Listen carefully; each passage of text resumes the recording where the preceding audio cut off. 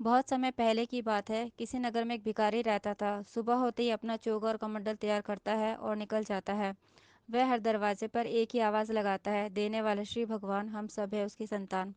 भिखारी का नाम मदन था। उसे जो कुछ भी मिल जाता है वह उसी से तृप्त हो जाता है।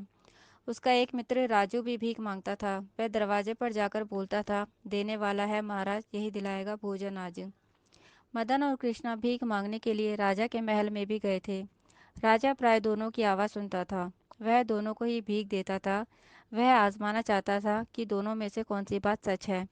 इंसान को सब कुछ देना भगवान के हाथ में है या महाराज के हाथ में है।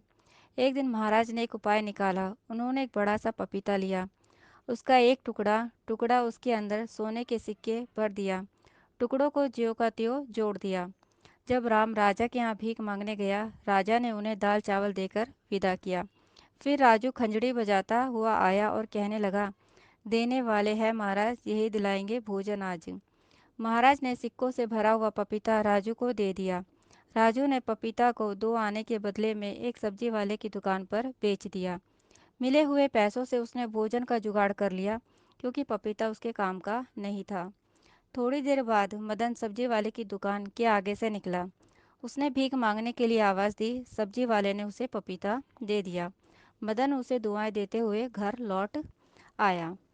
वह पपीता में सिक्का देखकर वह आश्चर्यचकित हो उठा। वह तुरंत पपीता और सिक्के लेकर सब्जी वाले के पास पहुंचा। उसने सिक्के देकर कहा, भाई, यह पपीते में से निकले हैं। इन पैसों से मेरा कोई लेना देना नहीं है। सब्जी वाला भी ईमानदार था। उसने बोला, यह पपीता तो मुझे राजू ने दिया था, तो यह सिक्के राजू के हैं। राजू ने सिक्के देखकर कहा, ये तो महाराज के हैं। महाराज ने मुझे भीख में पपीता दिया था।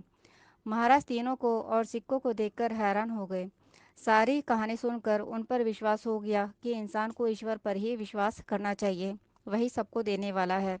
राजा ने तीनों को योग्य उपहार दिए विदा किया। हाँ, उसी दिन राजू भी मदन के साथ साथ बोलने लगा, देने वाला श्री भगवान हम सब है उसकी संतान।